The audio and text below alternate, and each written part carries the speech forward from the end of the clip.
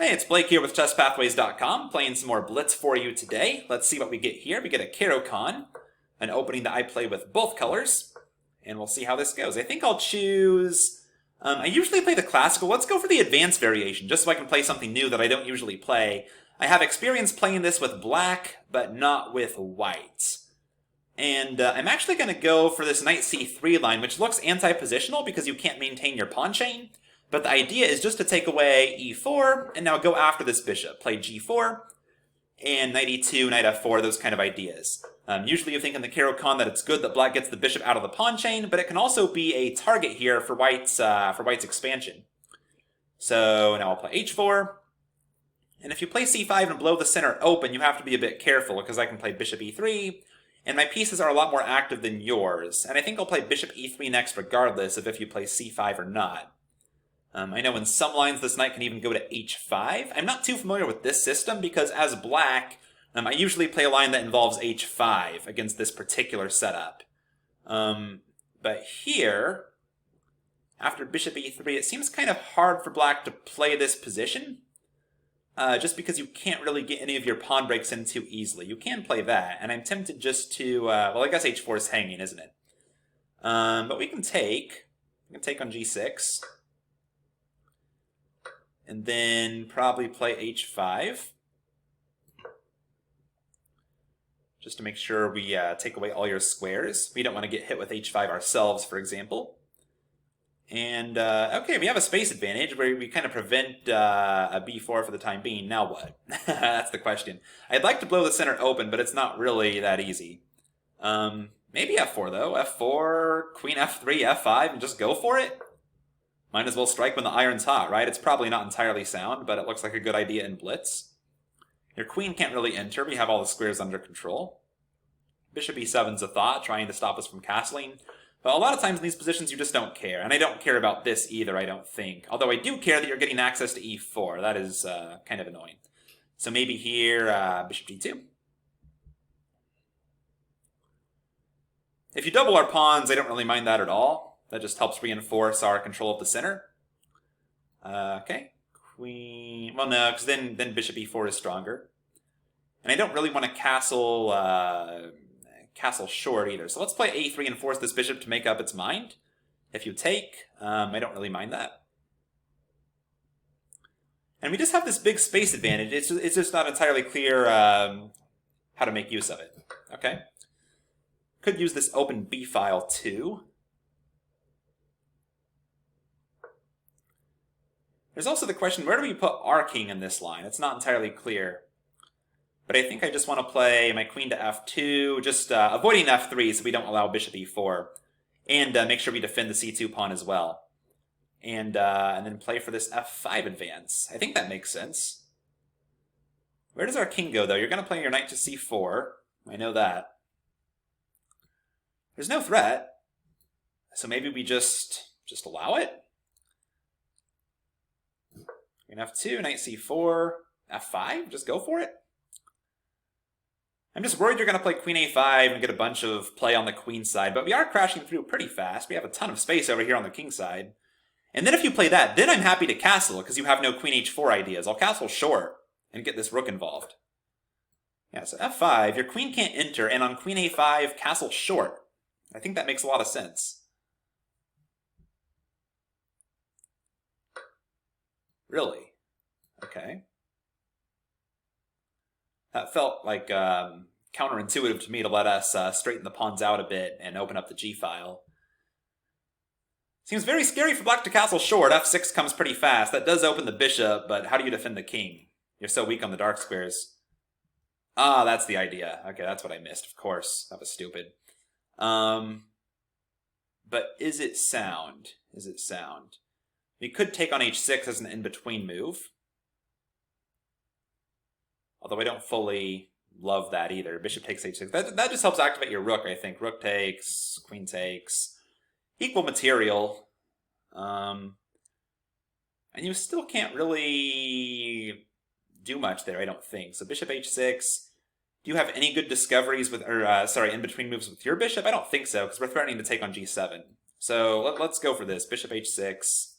Kind of a desperado. You take our bishop, we take your bishop.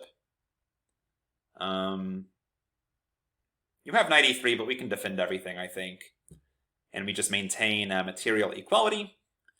Unfortunately, I think this kind of killed our attack. I missed this deflection with bishop takes f5. That's why black was willing to straighten out the pawns, of course.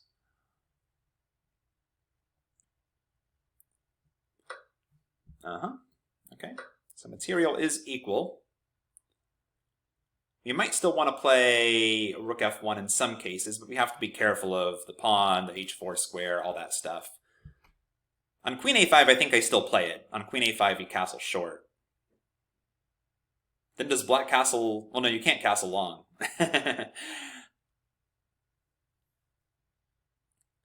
Your knight's a strong piece. Knight e3 is an idea. Yeah, then it's queen f2, I think we have to play. And I think you just have to trade off. Or maybe not. Okay, queen g5. Yeah, this might be kind of annoying. Now what? Castling feels wrong, but maybe we have to. Or we can't even castle. What am I talking about? The knight's there. This probably isn't great for us. Rook h2 is super ugly. But I think everything's safe. You can't take on h5 yet, I don't think, because we just take and then take the knight. We do have a time advantage. Okay. Pin you. Rook h4 next, maybe? Bishop f3? No, not bishop f3, because then queen e3. Could play queen e3 now. Okay, that's what I thought you might do. But now we can defend laterally. Like that. Or like... No, not like that.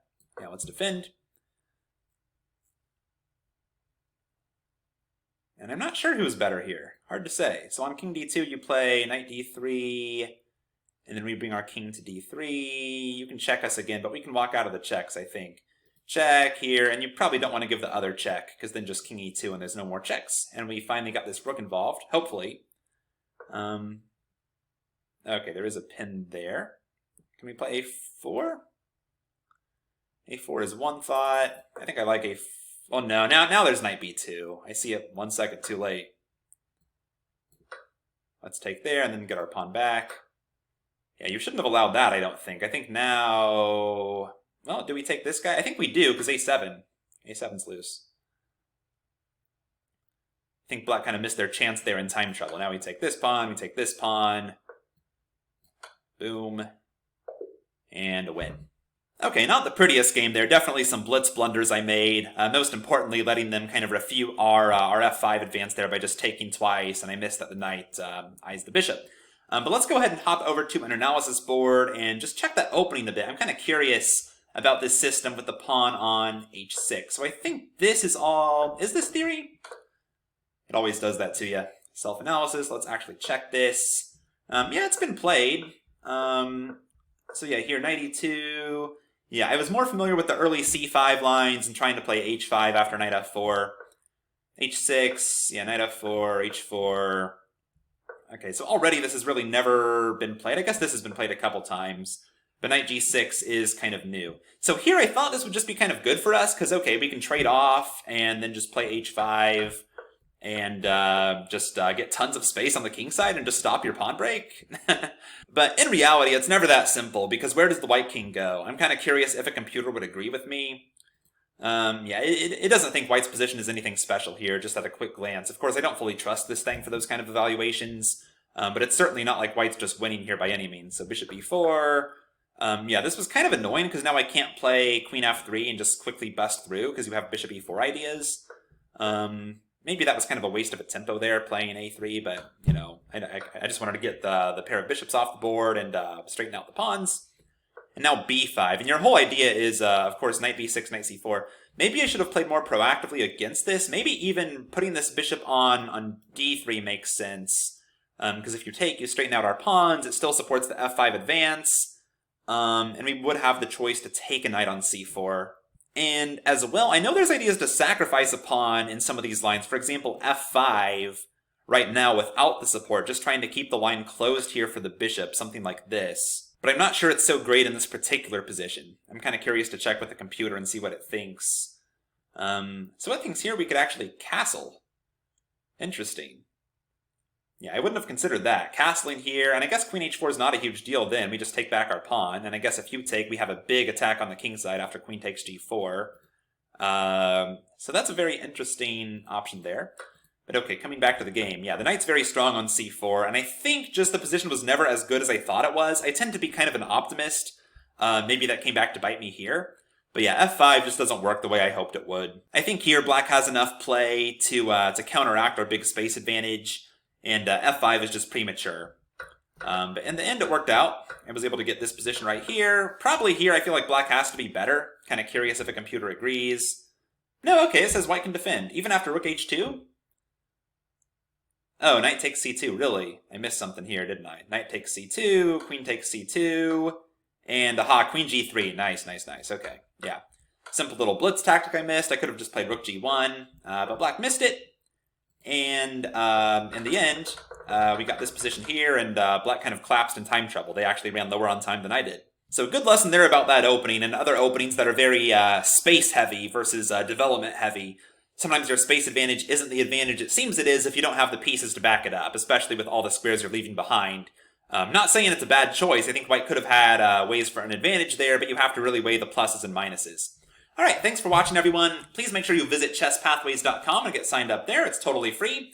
And I will send you a free move-by-move guide to chess thinking when you sign up. It took me way too long to become a chess master, and I want to help you do it in a fraction of the time.